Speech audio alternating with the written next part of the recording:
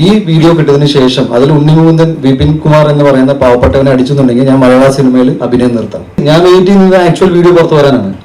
പുള്ളി ഡെഫിനറ്റ്ലി ഇപ്പം എൻ്റെ കൂടെ നിൽക്കുമ്പോൾ ചിലപ്പോൾ പേടിച്ച് കാണുമല്ലോ. ശരി, ഞാൻ ഹീറ്റഡ് ആർഗ്യുമെന്റ് തന്നെയായിരുന്നു. അത് സങ്കടത്തോടെ സംസാരിച്ചതാ. എന്തിനു ചെയ്തു എന്നാണ് ഞാൻ ചോദിച്ചുകൊണ്ടിരുന്നത്. അതിൽ ഓഡിയോ കിട്ടുന്ന വീഡിയോ ഉണ്ടെങ്കിൽ അതും കണ്ടുപിടിക്കണം. നിങ്ങൾക്ക് അതിൽ ഞാൻ പറയുന്നു, നിങ്ങളുടെ കപ്പാസിറ്റിയിൽ നിന്നിട്ട് നിങ്ങൾക്ക് CCTV ഫുട്ടേജ് വിത്ത് ഓഡിയോ കിട്ടുവാണെങ്കിൽ അത്രയും സന്തോഷം. I M requesting from my side. ഞാൻ വെറുതെ പറയല്ല. നിങ്ങൾക്ക് ഇനിയും ഭയങ്കരമായിട്ട് തോന്നലാണെങ്കിൽ ഈ വീഡിയോ കിട്ടിയതിന് ശേഷം അതിൽ ഉണ്ണിമുകുന്ദൻ വിപിൻ കുമാർ എന്ന് പറയുന്ന പാവപ്പെട്ടവനെ അടിച്ചെന്നുണ്ടെങ്കിൽ ഞാൻ മലയാള സിനിമയിൽ അഭിനയം നിർത്താം. സീരിയസ്ലി. ഇപ്പൊ ഇതിന്റെ മുകളിൽ എനിക്കൊന്നും പറയാനില്ല. നിങ്ങൾ ദയവ് ചെയ്ത് എപ്പോഴെങ്കിലും എന്നെ കുറിച്ച് നിങ്ങൾ വാർത്തകൾ വരികയാണെങ്കിൽ ഒരു കൺസിഡറേഷൻ എനിക്ക് തരണം. എന്നെ ക്രിമിനലായിട്ട് നിങ്ങൾ ഡീൽ ചെയ്യരുത്. എല്ലാ വർഷം ഓരോ പുതിയ ഇഷ്യൂ ആയിട്ട് വന്നിട്ട് എനിക്കിങ്ങനെ സംസാരിച്ചുകൊണ്ടിരിക്കുകയാണ് ഭയങ്കര പാടാണ്. അപ്പം ഞാൻ ഇവിടെ സിനിമ വന്നത് ഗുജറാത്തിൽ നിന്നായതുകൊണ്ട് പല രീതിയിലും കാര്യങ്ങൾ പോകുന്നുണ്ട്. എനിക്കിവിടെ വ്യക്തിപരമായിട്ട് ആരോടും പ്രശ്നമില്ല. ഞാൻ മര്യാദയ്ക്ക് സിനിമ ചെയ്യാൻ ആഗ്രഹിക്കുന്നു. എൻ്റെ ചില രീതികളുണ്ട്. അത് ഞാൻ കുറച്ച് സ്ട്രൈറ്റ് ഫോർവേഡാണ്. ഞാൻ പറയുമ്പോൾ ചിലപ്പോൾ നിങ്ങൾക്ക് തോന്നുന്നത് ഞാൻ ഭയങ്കര അഗ്രസീവായിട്ട് സംസാരിക്കുന്നുണ്ട്.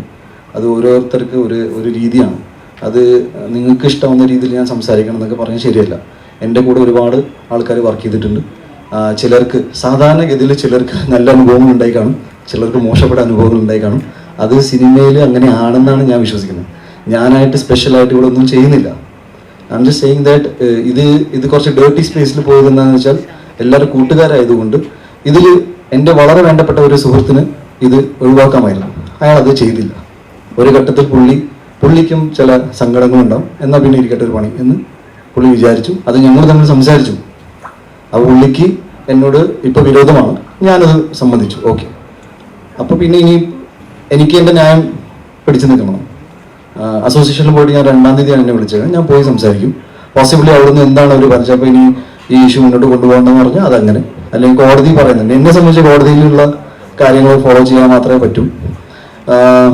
ഈ ഇൻവെസ്റ്റിഗേഷൻ ഇതുവരെ ട്രൂത്ത്ഫുള്ളി ഫോളോ ചെയ്ത എല്ലാ മാധ്യമങ്ങൾക്കും നിന്ന് പോലീസ് ഉദ്യോഗസ്ഥർക്കും കോടതിക്കും മാത്രമല്ല, ഇതിപ്പോൾ എല്ലാം തീർന്നു എന്ന് ഞാൻ പറയുന്നില്ല. ഞാൻ പറഞ്ഞു സത്യമാണെന്നല്ല. ഞാൻ പറഞ്ഞ കാര്യങ്ങൾ വെച്ചിട്ട് നിങ്ങൾ ഡെഫിനറ്റ്ലി ഗോ ആൻഡ് എൻക്വയർ. ഇങ്ങനത്തെ കാര്യങ്ങൾ അവിടെ ഉണ്ട്. പേരുകളൊന്നും വെളിപ്പെടുത്താൻ പറ്റില്ല. അവർ അങ്ങനെ എന്നോട് ഇൻസ്ട്രക്ഷൻ പറഞ്ഞിട്ടുണ്ട്. സോ ഞാൻ നോട്ട് ഡൂയിങ് ഇറ്റ്.